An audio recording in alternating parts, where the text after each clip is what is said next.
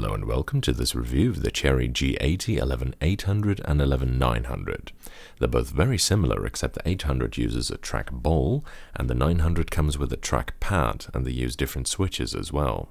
Both of these keyboards were donations, and they're pretty cool because I haven't really reviewed a trackball or a trackpad keyboard before, and it's been a while since I reviewed a genuine Cherry keyboard as well. I used both of them for a few days and tried to supplant the normal use of the mouse as much as possible to see how easy and convenient they were to use. Both are PS2 and uses dual plug style of connector, which I couldn't just adapt with my trusty Saurus converter, so I had to use one of these dual PS2 converters, which works fine. Apart from the integrated pointing devices, the 11800 and 900 are also noteworthy for the interesting layouts, which we'll get to in a bit. I'm not sure if one of the two models is older than the other, but they appear to have been made mainly in the very late 90s. Cherry no longer make either. Trackballs that came with keyboards came in various sizes, shapes and placements.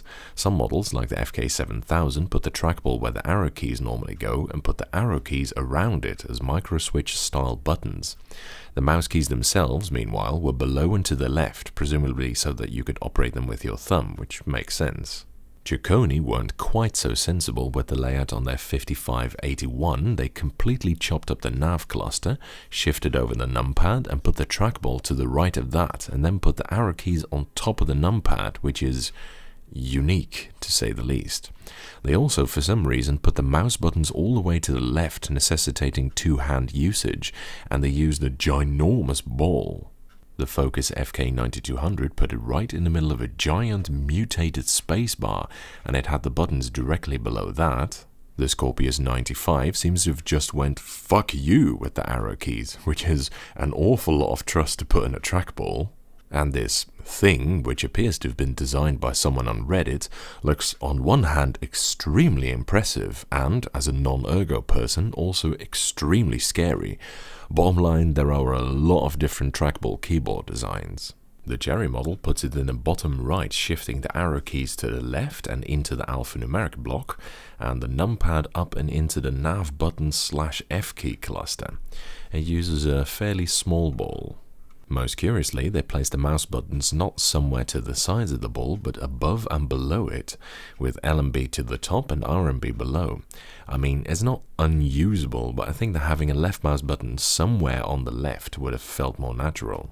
The ball rolls smoothly and has pretty good sensitivity. It works quite nicely, actually. I didn't find it quite as accurate or as convenient as a trackpad, which we'll get to in a bit, but for a trackball, it's not bad. As a design principle for this keyboard, they set out to make the keyboard as compact as possible while still retaining all the buttons of a full size. So in other words, they fit all the buttons from a full size plus a pointing device on a keyboard that's not that much bigger than a 60%, which is no mean feat. Of course, they did have to make some sacrifices to get everything to fit, and as a result, large parts of the board are a bit quirky. The arrow keys to the bottom are easy to miss if you're used to the classic placement. Having the numpad here isn't as easy to use as when it's lower down. The F keys are in 2 rows of 6 on top of each other, so they're all in a different spot from where you'd expect them to be. The escape key is very high up, the nav cluster is shifted over and is in a very different shape as well, and the bottom row in particular is very strange. I have to admit that in the week or so I had to use the two boards, I wasn't able to get fully adjusted to all these changes. I think it would take a fair bit more time than that. However, it's not outright bad or anything, and I think that if it was my daily driver, I could have gotten adjusted to it eventually. In fact, I'd say that Cherry did a very nice job of it, considering how much stuff they managed to fit on it. My biggest criticism, and the thing I found hardest to adjust to, is the bottom row, which is very weird. It uses a whole bunch of unnecessarily tiny keys, which are harder to hit properly, and the spacebar pokes out to the left much more than you're used to. On such a small keyboard, I don't think you need such a relatively big spacebar anyway, and neither do you need all the Windows keys. I'd rather that they used bigger modifiers here, left out the Windows key for a blank space in between, shifted the spacebar to the right, used a bigger Alt here, maybe one Windows key, and just left off the other control key. I only really need one, and the arrow keys already take up the space where you'd expect the right control key anyway. And one more thing I do is swap the logo and the escape key around, because escape is much higher up than you'd expect it to be, and for no real good reason. Apart from these things, it's a pretty sensible layout for a space-saving keyboard though, I'd say. The Trackball one is a special model of 11800 that was developed for compact, hence the logo, and this compact uses a unique layout that's basically the same except it's win keyless. This partly removes the problem of the small modifiers, but I'd still rather have that they shifted over the spacebar as well. I should probably also mention that this compact one is a German model. Might just save a few million people the confusion of why the Y and Z keys are swapped. As for the trackpad, it's actually really nice. It's smooth and responds very well, much better than I thought it would be. Of course, being so old, it can't do two-finger gestures, so you can't use it for mouse wheeling and enlarging and stuff like that, and it still can't beat a proper mouse, but nonetheless, it's quite nice to use. I was pretty impressed.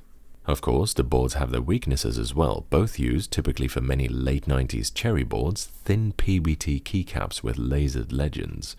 These don't yellow, and in all fairness, Cherries are probably the best looking and sharpest lasered legends I've ever seen, but still, I find them somewhat unappealing. The lettering is so light it's day and night compared to the beautifully high contrast lettering of their double-shot keycaps of yore, which, deservedly so, won a DT award this week. I mean, sure, the double-shot's yellow, but I take these dudes any day of the year. Besides, the lasered keycaps will eventually not look as nice anymore either. I mean, I've seen much worse caps for sure, but it's not great.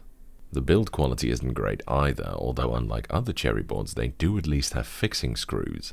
They both weigh around 900 grams each and honestly just feel like a soggy towel. The switches aren't exactly the creme de la creme either in my opinion. One uses Cherry MX Brown and the other uses Cherry MX Black, also known as Cherry MX Sand and Cherry MX Bland. The 11900 uses Cherry MX Black, and it took me less than half a minute of typing on it to remember how much I actually despise this switch. It's a linear switch, and for me it's weighted too stiffly, quickly giving me fatigued hands, and it even feels like the travel is too long somehow. And of course, it's as scratchy as a woolen mankini. Listen to this.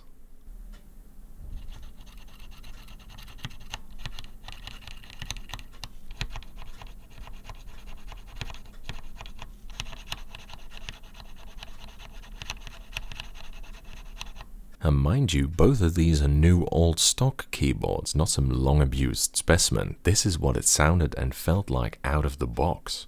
It's my second least favorite Cherry MX switch, right after Cherry MX Brown. Fortunately, the Trackball one uses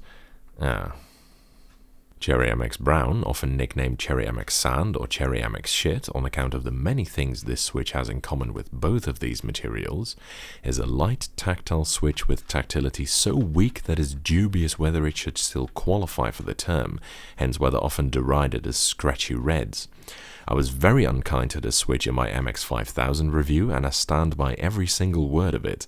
Go watch that video if you want to see a long rant about this odiferous shit shark of a switch.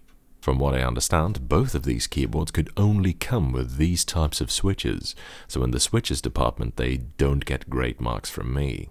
Apart from that and the horrendous build quality, I'd say it's actually quite useful. The layout seems quite workable with some training, and the board is light and compact and features pretty nice pointing devices, so it might work well with laptops or something. In fact, I get the design of these keyboards a lot more than, for example, a HHKB. I mean, these things are small and light too, but they provide a full set of keys and a useful pointing device as well. Now, again, the trackpads are not as extended in functionality as the ones on many modern laptops, but I think something like this, or especially a modernized version, would serve me far better than a HHKB ever would. Although I'd probably change the switches for something that doesn't give me a rash quite as much. That's it for this review. Thank you for watching. I hope you enjoyed it. And following is a typing demonstration of me typing on both of the keyboards.